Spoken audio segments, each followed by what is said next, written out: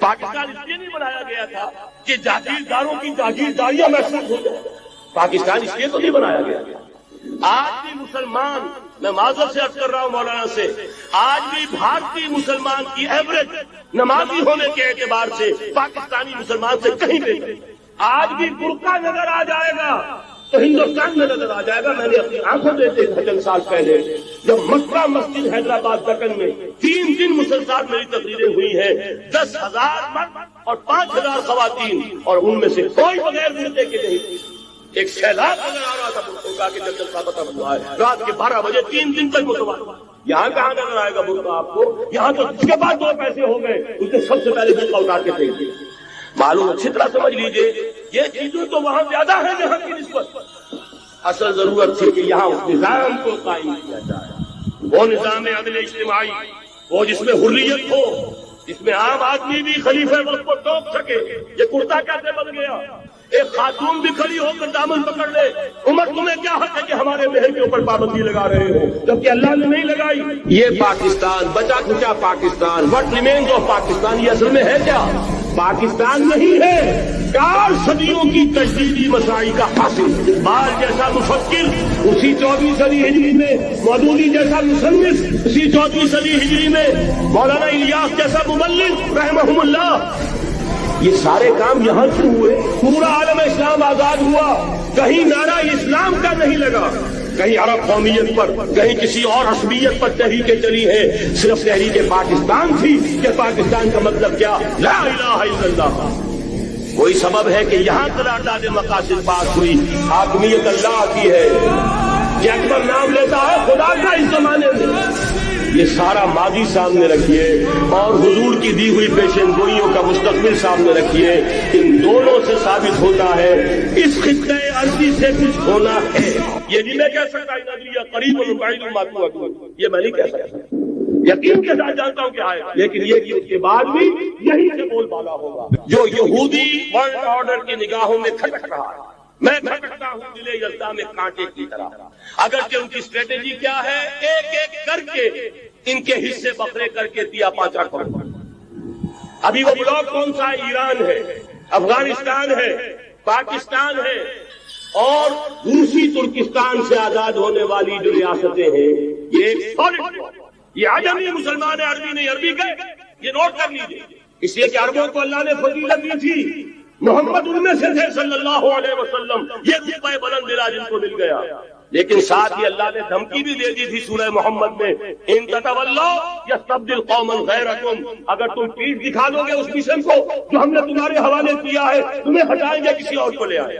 اور یہ بات ہو چکی ہے 13ویں صدی عیسوی میں، 1258 میں جب سقوط بغداد ہوا ہے، عربوں کے ہاتھ سے عالم اسلام کی قیادت چھین لی. اس کے بعد قیادت کن کے ہاتھوں میں آئی؟ ترکوں کے ہاتھ. ترکان تیموری ہندوستان میں، ترکان صفوی ایران میں، ترکان سلجوقی مڈل ایسٹ میں، اور ترکان عثمانی کا تو کہنا ہی کیا ہے. وہ ایشیا مائنر سے چل کر آپ کو معلوم ہے کہ مشرقی یورپ کا کتنا بڑا علاقہ دی گریٹ عثمان امپائر اس صدی کے آغاز تک قائم تھی. اس صدی میں عجیب عجیب معجزے ہوئے ہیں. گریٹ عثمان امپائر جو 3 بر اعظموں پر محیط، نام و نشان ختم. The great U S S R, نام و نشان ختم. اب تو روس صاحب ایک ملک کی حیثیت سے رہ گئے. یہ اس صدی میں 2 اور وقت نہیں ہے میں اور آپ کو کیا بتاؤں. اس صدی میں تو بڑے بڑے عجیب عجوبے ہوئے ہیں، بڑی بڑی 2 عظیم جنگیں ہو چکی ہیں، تیسری جو ہے سر پر کھڑی ہے، دور نہیں ہے، جس کو حدیث میں کہا گیا ہے الملحمۃ العظمی، تاریخ انسانی کی عظیم ترین جنگ، اور وہی صلیبی جنگ جس کا آغاز بوسنیا سے ہو چکا ہے. وہ تو آپ نے سنا ہوگا اقبال کا شعر، میرے عرب کو آئی ٹھنڈی ہوا جہاں سے، میرا وطن وہی ہے، میرا وطن وہی. حدیث میں آتا ہے یخرج الناس من المشرق یؤدون للمہدی، یعنی سلطان، مشرق سے فوجیں نکلیں گی کہ جو کہ مہدی کی حکومت قائم کرے. لیکن جتنا خون یہاں پر خلوص کے ساتھ دیا گیا ہے اس کی مقدار بھی کم نہیں ہے. یہاں سے خیر برآمد ہوگا. اور دوسری بات اپنے بارے میں نوٹ کر لیجئے، یہ پاکستان، بچا کھچا Pakistan, what remains of Pakistan, یہ اصل میں ہے کیا؟ مولانا بہت خوبصورت انداز میں فرما رہے تھے، یہ 313 نہیں تھے، اسلام تھا. اسی طرح نوٹ کیجئے، پاکستان نہیں ہے، 4 صدیوں کی تجدیدی مساعی کا حاصل۔ آپ نے کبھی نوٹ کیا ختم نبوت کے بعد اب سب سے اونچا منصب کس کا ہے؟ مجددین۔ سنن ابی داؤد کی روایت، ان اللہ یبعث فی هذه الامہ علی راس کل 100 عام من یجدد لها دینها۔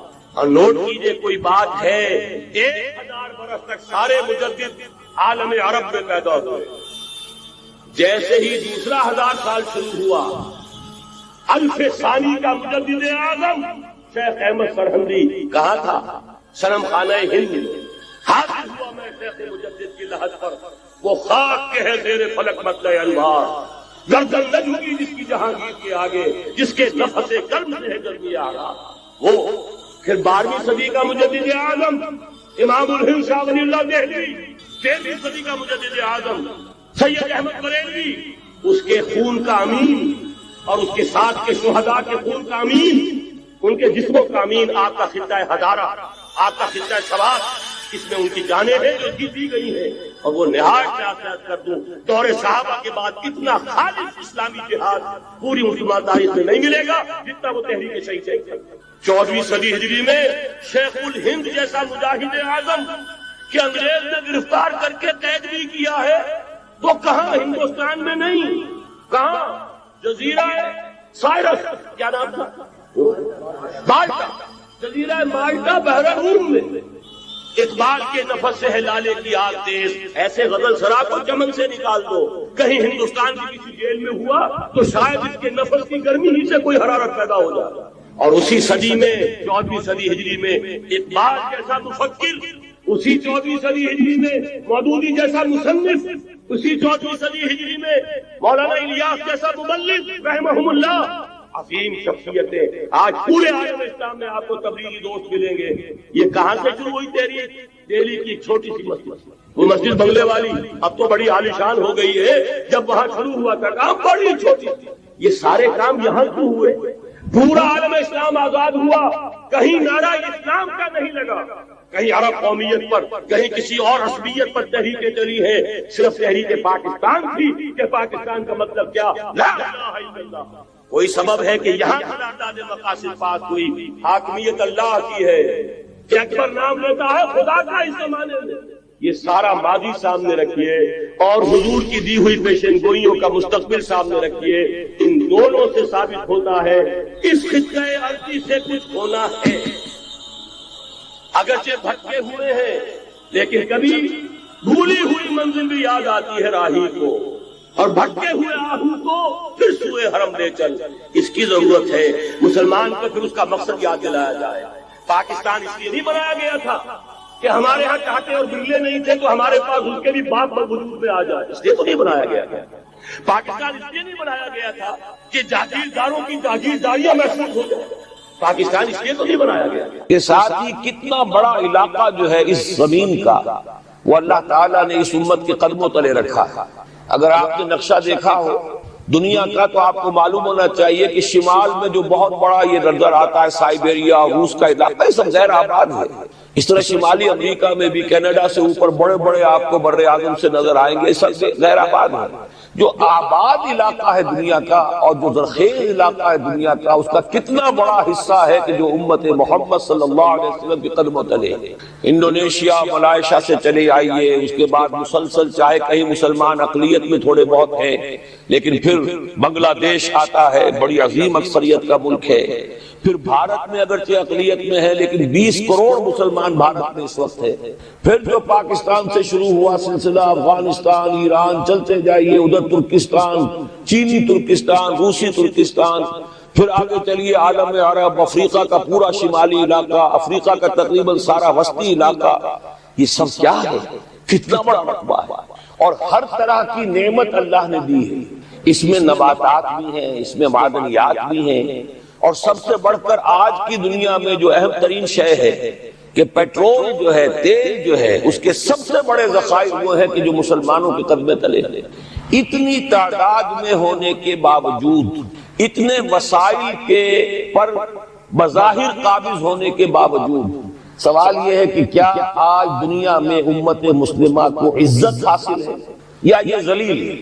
اسے غلبہ حاصل ہے یا مغلوب ہے؟ اسے کوئی دنیا میں وقار حاصل ہے یا یہ بالکل بے وقار ہو کر رہ گئی؟ یہ بات ہے جو ہمارے سمجھنے کی ہے آج کیوں ذلیل کہ کل تک نہ تھی پسند گستاخی فرشتہ ہماری جناب میں۔ اس وقت صورت یہ ہو چکی ہے، آپ کو معلوم ہے کہ ہر جگہ پر پسماندگی کا نشان مسلمان ہے، ہمارے سارے وسائل پر دوسروں کا قبضہ ہے۔ ایک ہی شہر رہ گئی تھی تیل، خلیج کا تیل، اس پر بھی آ کر امریکہ کی فوجیں ان کے سر پر بیٹھ گئی، سارا کا سارا تیل اب ان کے قبضے میں۔ ادھر خلیج کے دہانے کے دونوں طرف وہ اپنے مورچے بنا رہے ہیں تاکہ یہاں کسی کا داخلہ نہ ہو سکے۔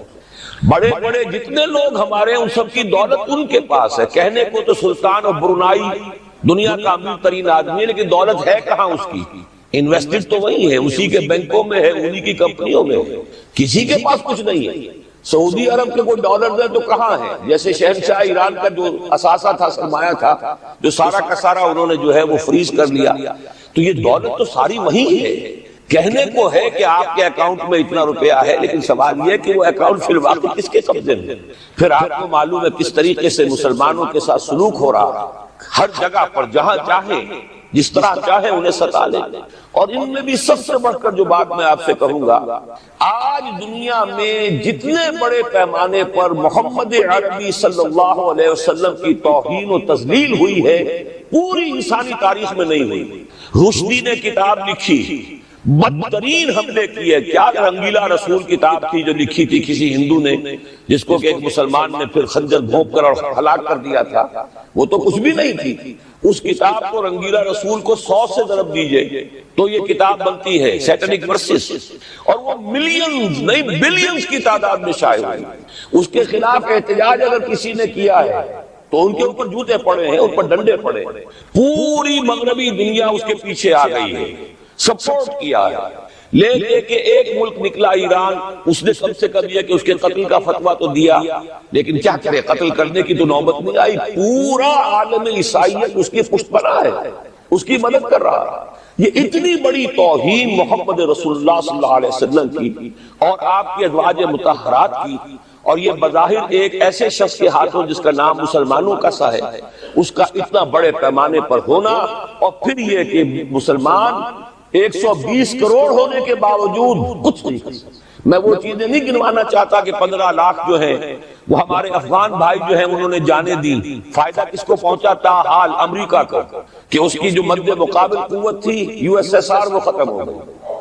اسی طریقے سے جو کچھ کشمیر میں ہو رہا ہے، ہماری بے حمیتی بے غیرتی کا عالم یہ ہے، ہم کچھ اندر خانے تھوڑی بہت کو مدد کر کے سمجھتے ہیں کہ ہم نے فرض ادا کر دیا، جبکہ فرض تو یہ ہونا چاہیے تھا کہ ہم براہ راست اعلان کرتے اور انڈیا کو الٹیمیٹم دیتے کہ سٹاپ دس بزنس، یا یہ کہ پھر ہم سے جنگ ہے۔ جنگ کا نتیجہ تو پھر اللہ جس کو چاہے دے گا۔ اگر انسان اللہ تعالیٰ پر اعتماد رکھتا ہو، توکل رکھتا ہو، اپنے موقف کی حقانیت پر بھی اسے یقین ہو، تو کم من فئۃ قلیلۃ غلبت فئۃ کثیرۃ، تاریخ میں ہمیشہ ہوتا آیا ہے کہ چھوٹی قوتیں جو ہیں ان کو غلبہ اللہ نے عطا کیا ہے بڑی قوتوں پر، لیکن بے غیرتی کا عالم یہ ہے، بے حمیتی کا عالم یہ ہے۔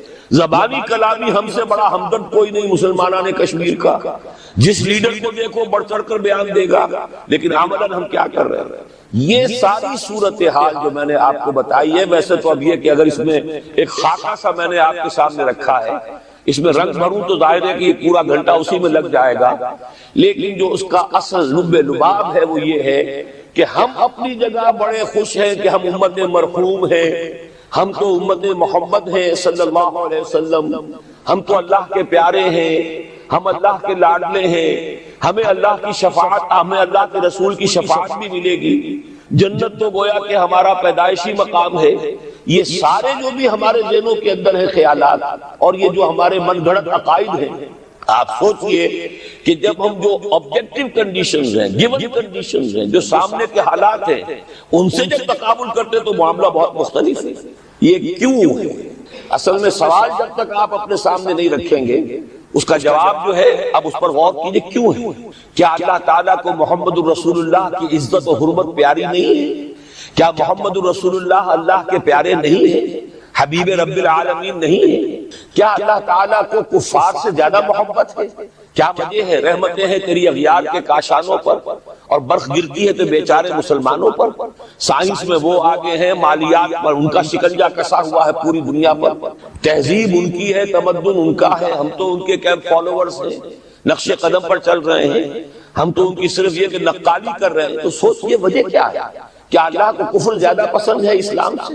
کیا اللہ کو محمد رسول اللہ صلی اللہ علیہ وسلم کی عزت و حرمت کا کوئی خیال نہیں؟ سوچنے کی بات ہے.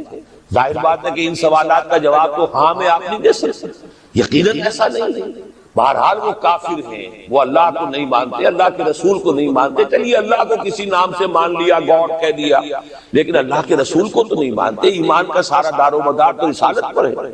اللہ کے اس کلام کو تو نہیں مانتے، اور اس کے باوجود ان کے لیے عزت ہے. رحمتیں ہیں تیری اغیار کے کاشانوں پر، برف گرتی ہے تو بیچارے مسلمانوں پر. یہ ایک لمحہ فکریہ ہے، یہ سوچنے کی بات ہے کہ ایسا کیوں. اس کا جو جواب میں